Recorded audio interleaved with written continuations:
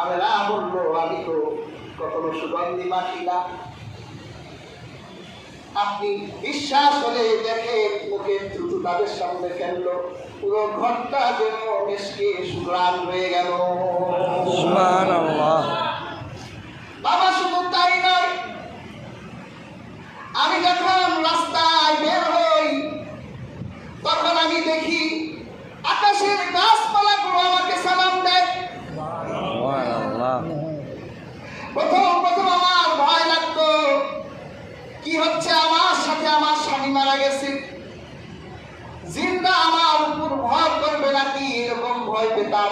কিন্তু এখন আমার ভয় কেটে গেছে, কারণ আমি 2 দিন আগেই স্বপ্নে দেখলাম, আমার স্বপ্নের ঘরে এক আগন্তুক এসে বলছে, আমেনা ভয় পেও না, গোটা জগতের আল্লাহ পাক যত জগৎ সৃষ্টি করেছে সমস্ত জগতের শ্রেষ্ঠ মানুষ তোমার পেটের ভিতর।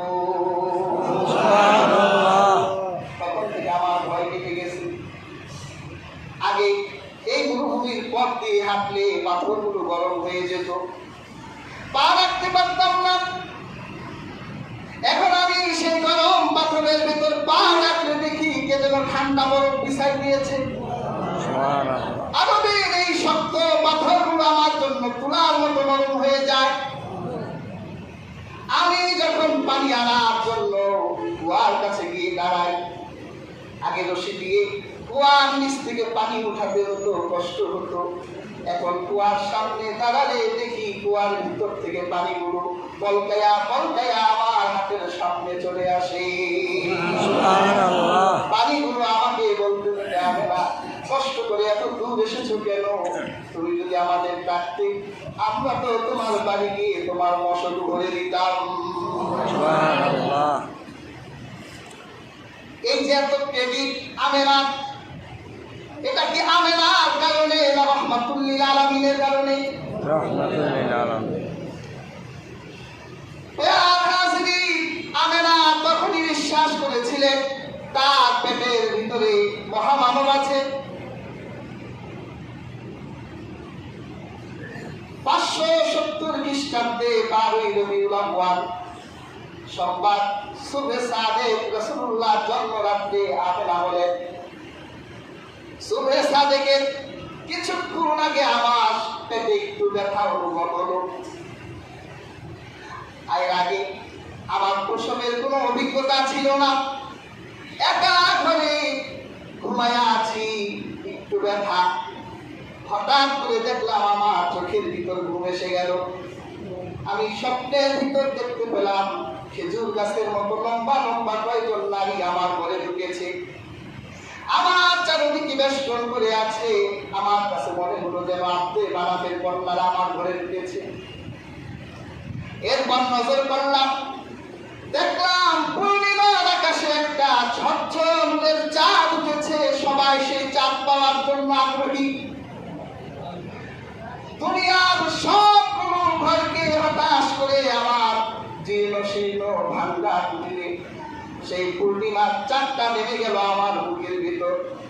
চোখ খুলে দেখি রাহমাতুল লিল আলামিন আমার কুলে। সুবহানাল্লাহ। আরব দেশে কাবার পাশে মানবের সেরা মানব এসেছে, রাসূল এসেছে, রাসূল এসেছে, রাসূল এসেছে। আমেনার কোলে চন্দ্র দোলে, আমেনার কোলে চন্দ্র দোলে, পাখিরা ডালে ডালে গান ধরেছে, রাসূল এসেছে, রাসূল এসেছে, রাসূল এসেছে। আকাশের তারাগুলি জান্নাতের তারাগুলি ঝিলিমিলি ঝিলিমিলি জ্বলছে, রাসূল এসেছে, রাসূল এসেছে, হাবিব এসেছে, রাসূল এসেছে।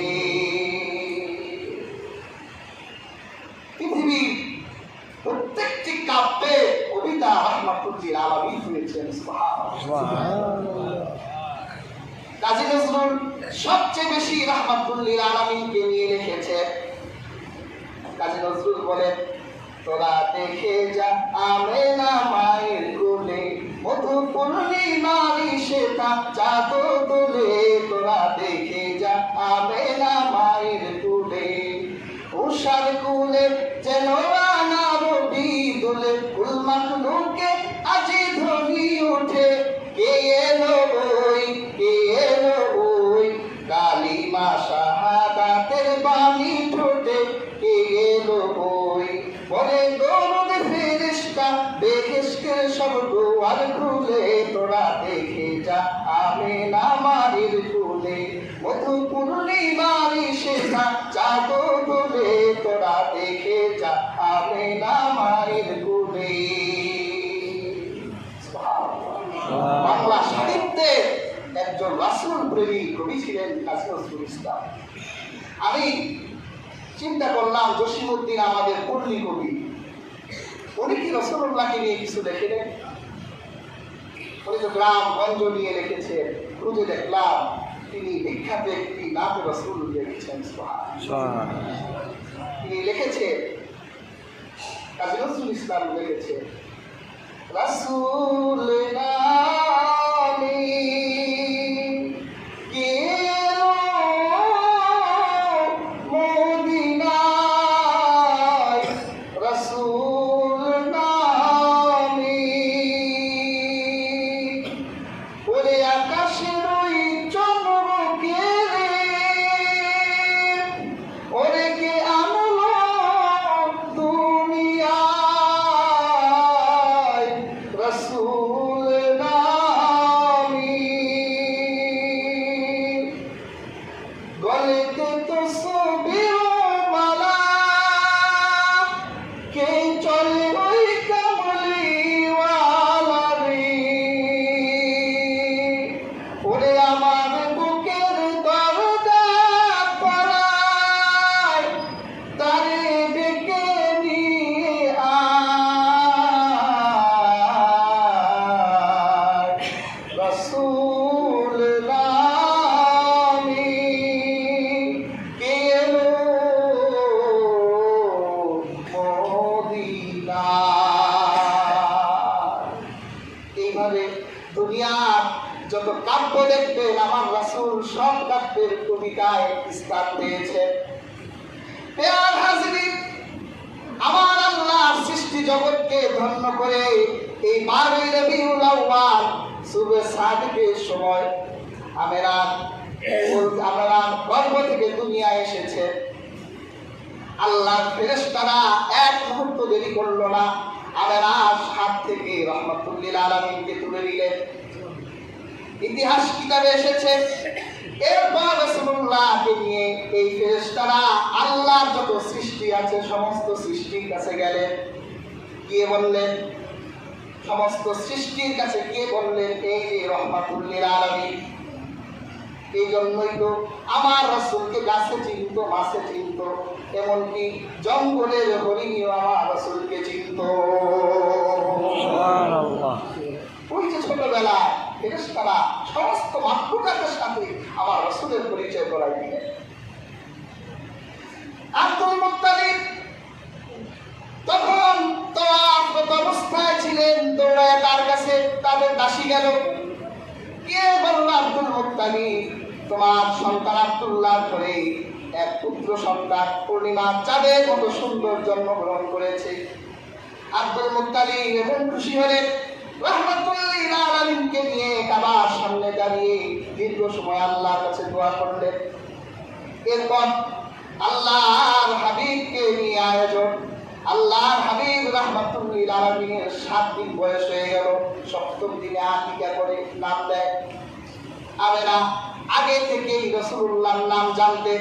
তিনি তো 6 মাসের বয়সে গর্ভবতী থাকাকালীন সময়ে স্বপ্নের ভিতর ফেরেশতা তাকে বলে গিয়েছিলেন, তোমার এই বাচ্চার নাম রাখবা মুহাম্মদ। আর আমেনা আল্লাহর হাবিবকে আহমদ বলে ডাকতেন। মক্কার সমস্ত বড় বড় কুরাইশ নেতাদেরকে ডাকতেন, আকিকা খাও। 2টা দুম্বা আকিকার জন্য জবাই করা হলো। রহমাতুল লিল আলামিনকে দেখার জন্য কুরাইশ নেতারা এলেন। আল্লাহর হাবিবের চেহারা দেখে কুরাইশরা বললেন, আমাদের জীবনে এত সুন্দর শিশু তো কোনোদিন দেখি নাই। সুবহানাল্লাহ। কি নাম রাখলা? মুহাম্মদ। এরকম নামও তো জীবনে কোনোদিন শুনি নাই, কেন এই নাম রাখলা? আব্দুল মুত্তালিব বলেছিলেন, মুহাম্মদ অর্থ তিনি সবচেয়ে বেশি প্রশংসা করে, আর আহমদ যার প্রশংসা করা হয়, আর আহমদ মানে যিনি সবচেয়ে বেশি প্রশংসা করে।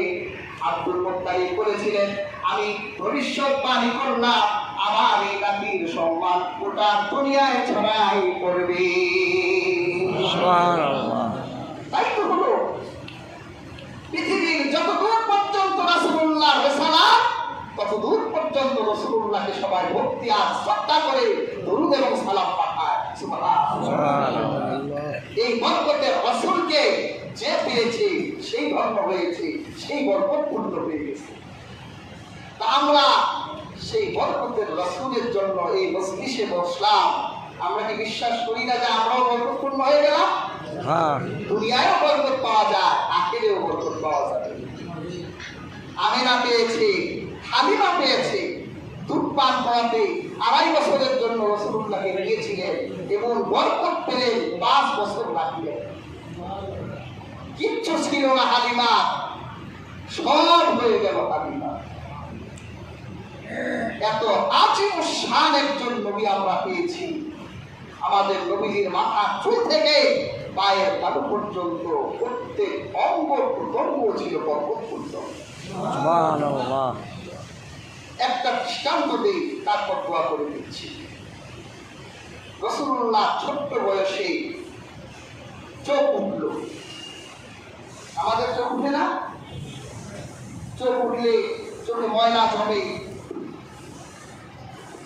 আল্লাহ হাবিবের চোখ উঠল, চোখে ব্যথা। আব্দুল মুত্তালিব, আরবের এমন কোন কবিরাজ ডাক্তার নাই, রাসূলুল্লাহ নিয়ে তাদের কাছে শরণাপন্ন না হয়েছে, কিন্তু রাসূলুল্লাহ চক্ষু ভালো। আরবের লোকরা বলল, আপনি আরবের একটা পাহাড় দেখালো, ওই পাহাড়ের গুহায় এক পাদ্রী থাকে, কবিরাজ থাকে, সে ঝাড়ফুঁক দেয়। তার ঝাড়ফুঁক এত শক্তিশালী, মানুষ সুস্থ হয়ে যায়। আব্দুল মুত্তালিব আল্লাহর হাবিবকে সাথে নিয়ে সেই পাদ্রীর পাহাড়ের গুহার সামনে গিয়ে দাঁড়ালেন, ডাকতে লাগলেন। পাদ্রী পাহাড়ের গুহায় ব্যস্ত ছিল, ডাক শোনার পরেও বের হচ্ছে না। অনেকটা সময় রাসূলুল্লাহ দাদার সাথে পাহাড়ের গুহায় দাঁড়ায় রইলেন। আল্লাহ রাসূল একটু নার্ভাস হলে, এত দীর্ঘ সময় দাঁড়াই রইলাম, বের হয় না কেন? আল্লাহর হাবিব পাহাড়ের গুহায় নিজের বরকতের হাতটা যখন মারলেন, সাথে সাথে গোটা পাহাড়টার ভিতরে ভূমিকম্প হয়ে গেল। সুবহানাল্লাহ। দৌড়াইয়া পাদ্রী পাহাড়ের গুহা থেকে বের হয়ে বলছে, তুমি কি আব্দুল মুত্তালিব? আব্দুল মুত্তালিব বলল, হ্যাঁ আমি আব্দুল মুত্তালিব। আব্দুল মুত্তালিব চিন্তা করছে, আমি তো একটা নেতা মানুষ, হজের সময় সব নেতৃত্ব দেই, দূরের মানুষ হয়তো আমাকে দেখে, এই জন্য আমাকে চিনেছে। আব্দুল মুত্তালিব বলল, আপনি কি আমাকে দেখেছেন? বলল, না আপনাকে কখনো দেখি নাই। আমাকে চিনলেন কেমনে? বলল, আমি তাওরাত ইনজিলের একজন ধর্ম পণ্ডিত, আমি তাওরাত ইনজিলে পেয়েছি যিনি আখিরি নবী হবে, একবার তার চোখ উঠবেন। সুবহানাল্লাহ। এই ঘটনা কি পাদ্রী জানে? তারপর তার দাদা হবেন আব্দুল মুত্তালিব, মক্কা দেখি কবিরাজ সব ভুলাইয়া খাবে, কিন্তু আপনি চোখ ভালো করতে পারবে না। আব্দুল মুত্তালিব চিন্তা করছে, ঘটনা তো মিলতেছে। এরপর সে পাহাড়ের গুহায় থাকা এক পাদ্রীর কাছে আসবে। আমি ভাগ্যবান, যে আমি সেই পাত্রী।